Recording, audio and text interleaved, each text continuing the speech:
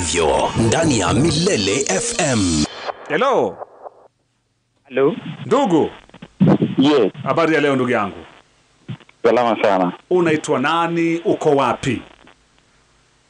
Kwa majina naitwa Gilbert. Gilbert kutoka Kitale. Yes, Gilbert wa Kitale.